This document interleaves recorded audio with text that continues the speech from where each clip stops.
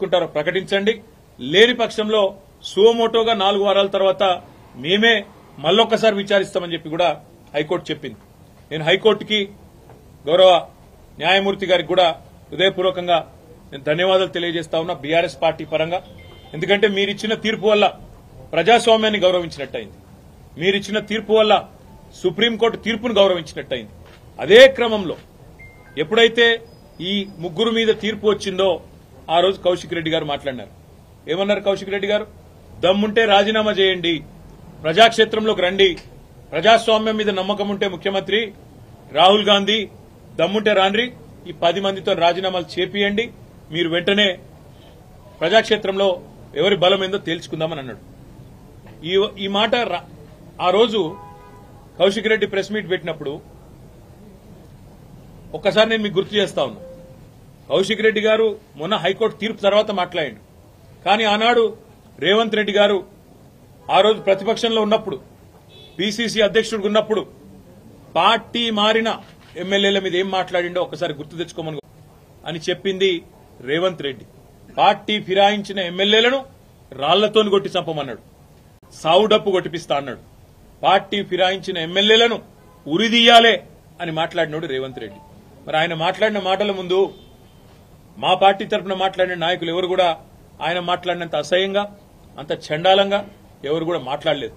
సరే, పార్టీ మారినరా లేదా అనే చర్చ ఒకవైపు జరుగుతూనే ఉంటే, ఇంకోవైపు చాలా దారుణంగా స్పీకర్ కార్యాలయం నుంచి ఏ రోజైతే హైకోర్టు తీర్పు వచ్చిందో పార్టీ ఫిరాయింపుల మీద, అదే రోజు సభా సాంప్రదాయాలన్నింటినీ తుంగలో దొక్కుతూ పార్టీ మారినా అని బాహాటంగా ప్రకటించిన శేర్లింగంపల్లి ఎమ్మెల్యే ఆరికపూడి గాంధీని పీఏసీ చైర్మన్ గా నియమిస్తూ మరి ఒక తీర్పు కాదు, ఒక ఆర్డర్ స్పీకర్ కార్యాలయం నుంచి, అసెంబ్లీ సెక్రటరియట్ నుంచి వచ్చింది.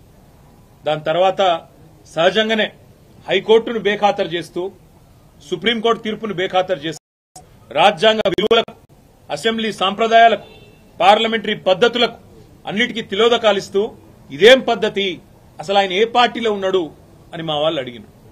అయితే ఎంత విచిత్రమైన పరిస్థితి అంటే ఈరోజు రాష్ట్రంలో, మొన్ననేమో నేను మారిన పార్టీ కాంగ్రెస్ పార్టీ విధానాలు నచ్చి మారినా అని చెప్పిన ఎమ్మెల్యే నిన్న మొన్నటి నుంచి నేను బీఆర్ఎస్ పార్టీలోనే ఉన్నా, నేను ఎక్కడికి పోలే, 10 మంది ఇక మాకు తప్పది పదవి గండం పోయితుంది మా పదవి అని చెప్పి కొత్త రాగం ఎత్తుకున్నారు.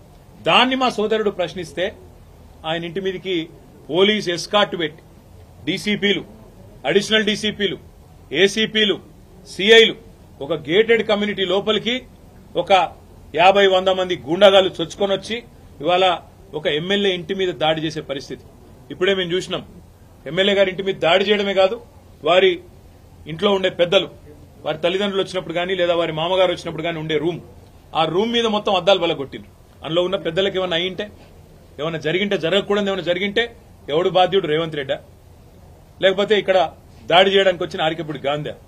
ఈ రకమైన గూండాగిరి, ఈ రకమైన దౌర్భాగ్యం హైదరాబాద్ 10 ఏళ్లలో ఎన్నడూ లేదు.